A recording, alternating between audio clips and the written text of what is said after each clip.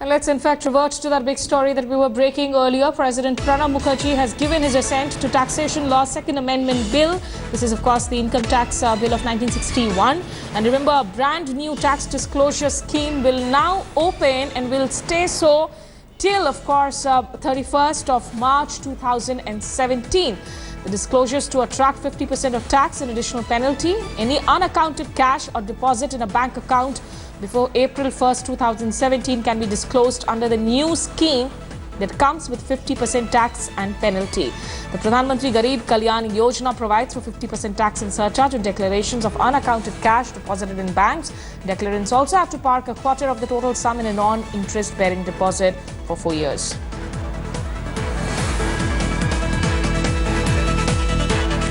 Okay, joining me on the phone line is Devina Gupta, my colleague, who tracks, of course, the RBI and the Finance Ministry very closely. Devina, explain to the men out there, or the men and women out there, what kind of an opportunity does this bill really sort of mean, or what could be perhaps the implications? Well, first of all, let's tell our viewers that there's been an intense crackdown by the Income Tax Department, and you're looking at the amount now being shared by the CTD determined that around 316 crore of cash has been seized, out of which I can tell our viewers that have been 12 cases of CBI prosecution, 17 cases of the Enforcement Directorate prosecution. This is the first time that you're getting official figures of the amount that's been seized by the Income Tax Department. Also figures given that 80 crore is the new currency that's seized and 76 crore is the jewelry that's been seized by the Income Tax Department. Now, around 3,000 notices have been sent, including the banks. Now, we've been seeing in the news how various banks have been named, including the Axis Bank, which has made the headlines for malpractice. And the Income Tax Department saying that around 3,000 notices have been sent, including those to the Axis banks. And there is a intense coordination on the ground between the local police and the income tax authorities, and ED and CBI have been roped in. So this is a massive exercise that we're looking at post the demonetization drive to ensure that malpractices that are seen on the ground are curbed. Okay, Devina, also, tell us, in fact, for those who do not come forward, as the government is asking them to disclose these accounts, what happens next? What happens next is that there is another scheme that's been launched by the government, which will come into effect tomorrow for the income tax declaration. Now, this is the last opportunity for those who have not been able to declare their income and to come clean, because after paying up to 50% to 70%, depending on the time frame that they're declaring their black income, they'll be able to evade prosecution in these cases. So this is the income declaration scheme, which is the second round, the first one that we saw till September, which is coming into effect from tomorrow till March, the last window for the tax evaders to complete. Of course, stay with us, Devina, just to take the viewers, in fact, forward with more developments on the story. The government has come out, remember, with a brand new initiative to speed up its black money hunt. The government has come out with a new email ID for people to share their black money information.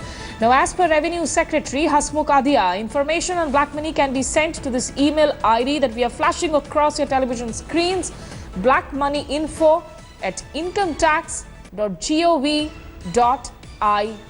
blackmoneyinfo@incometax.gov.in is the email ID provided, of course, to share information if you have on black money. Devina, a lot of these steps are definitely being announced by the government, but in terms of what's the outcome really, what are independent experts saying about it? Because these days a lot of the black money is not really in cash, it's through real estate, and not necessarily in India. It could also be real estate across the globe. Can you repeat the question? I'm not able to hear you properly. Could you please repeat the question? Devina, the email ID that the government has now announced for information on black money. But the point is that a lot of the black money users now don't really stack up cash. It's used in gold, it's used in real estate, not necessarily in India, but across the globe. So what's the outcome as per independent experts so far? So Simi, let me tell you and take you through the initiative that the government has taken is that an email which will be shared for giving our information on anybody who's hoarding money or tax evasion. This email is for the informers, and there's already a scheme which has been launched by the government which talks about how the informers who share such information will be incentivized by the government. Those who are still holding black money have a chance to come clean with the income tax declaration scheme. This is the second round.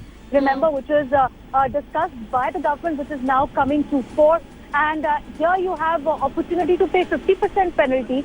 25% of that money will be parked for 4 years and locked in for government investment. And these are the only two ways that you can complain. If the email ID route is opted by the informal, then there will be prosecution. So it is a chance for those who've been holding their black money or those who have not come clean till now to declare their assets. Okay, also joining me from the newsroom is Shiv Arur, our news editor. Shiv, what is the kind of initial reaction that you've picked up to this government announcement? The government appears to be, trying to do everything it possibly can to, give out the impression that it is open to, information. Publishing an email address is not a very modern thing to do, in this day and age, because, we all know that not very much credible information may always come out from, email addresses. Anybody can, send any kind of information. It leaves the door open to, possibly motivated information, false information, etc. So any information received on email addresses of this kind will still have to be vetted by intelligence unit or investigative units at the government's end and can be easily manipulated to, settle scores, etc. Having said that, it's very interesting that the government has published email addresses asking for people to notify the government, when they learn anything about black money, or any illegal activities related to black money or demonetization, because it basically means that the government is trying to pull out all the stops. The existing infrastructure as far as investigative agencies, the financial intelligence unit, revenue intelligence units, etc., are not sufficient, to comb through all the black money that actually exists out there. And the amount that's actually been able to be, quote-unquote, captured ever since demonetization is not even a fraction of what was perhaps the actual target. And here you're seeing the government, perhaps try out every single possibility that exists, to capture any information they possibly can on that elusive black money. But like you rightly pointed out, Smita, not all of it, in fact, most of it isn't really in cash. So it remains to be seen how this is going to actually work out. Okay, so Shiv, in fact, we are also joined by Rajiv Dubey, who is the editor for Business Today. Rajiv, if you could take us through the government decisions, how is it being looked upon? Because there also seems to be, there's a mixed review. On the one hand, the enthusiasm, on the one hand, a lot of skepticism as well. Yeah, there are two essential components of this scheme, the Pradhan Mantri Garib Kalyan Yojana, as it is called. The first component is that there will be a 30% tax on the undisclosed income, wherever people are disclosing their income. And there will be a 33% cess on it, which is called the Pradhan Mantri Garib Kalyan cess, which amounts to 39.9%. And then there is going to be a 10% surcharge, 10% penalty on that. So that's the first component of it. So that total tax on anything you declare 100 rupees, 49.9% will go into this tax. Then there's a 25% of the remaining amount will be kept as interest-free deposit under the Pradhan Mantri Garib Kalyan deposit scheme for a period of 4 years. This money will be used by the government for irrigation, housing, infrastructure development, healthcare, and education. The second component of this is where you are not going to be declaring your income, and the income tax authorities find out that you have evaded taxes. In that case, the total component of the income that will be charged for tax is almost going to be 85%. So these are the two critical elements of this scheme. Right. But, in terms of what could be a possible success measure, or is it too early to talk about it? Because, the kind of commentary and the articles that have come across, not just Indian media, but global media, they also seem to be questioning a lot of steps. So if you look at it, the total deposits that have come into the banking system, up until 10th of December, that the RBI has declared is almost 12.44 lakh crore out of the 16.2 lakh crore of the old currency. So a lot of this currency has actually come back into the system. It's practically 3/4 of the currency, the old currency. Now the point is that government has still to declare how much of this is being disclosed under these schemes, these voluntary disclosure or income disclosure schemes. The moment you have an idea of that, there's going to be almost 50% tax that you can immediately, account for out of that disclosure. So let's assume that the disclosure under the scheme is something like 60,000 crore. 30,000 crore of that would straight away go into taxation, which is the revenue that the government will be earning. So right now we know that a lot of this 12.44 lakh crore, a substantial part of this could be under the income declaration scheme, but the government has still to put up the number about it. Okay, Rajiv Dubey joining us with all that perspective. Many thanks. Let me also cut across, in fact, to Devina Gupta, my colleague, who's now joining us live from New Delhi. Devina, in a lot of the question, ever since this government, of course, did announce that it would be going in for harsh measures on black money, one of the big questions has been, what is the amount of black money in terms of quantification that we are looking at?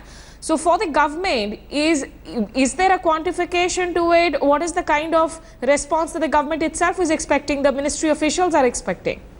That's a very good question, because if you go by the trend of the first income tax declaration scheme that ended in September, the first figure given out by the government of India was 65,000 crore, which is a record setting in itself. That has been revised to about 70,000 crore after later scrutiny of all the black money that's been declared. But right now also, if you look at the second round of scheme that's been introduced, the efficacy of it will depend on the demonetization drive that we're looking at till now. As earlier Mr. Dubey was pointing out that about 13 odd lakh crore money has made its way back into the system. So the entire argument of where is the black money hinges on the second round of income declaration scheme that's been introduced by the government, and it will be crucial to watch out because the deadline is till March 31st. 2017, that how many people will be coming out, how many people will be declaring, and more so what we were discussing earlier, Smita, it's an email ID that's been shared for the informers to tell government about the tax evasion and the kind of money that's hoarded by others will be helpful. Right now, I can tell you the income tax department and the CBDT department has come out with a number of the illegal currency seized, 360 crore in the matter of just about 30 days. Again, is a big number, and a successful operation is what we're looking at.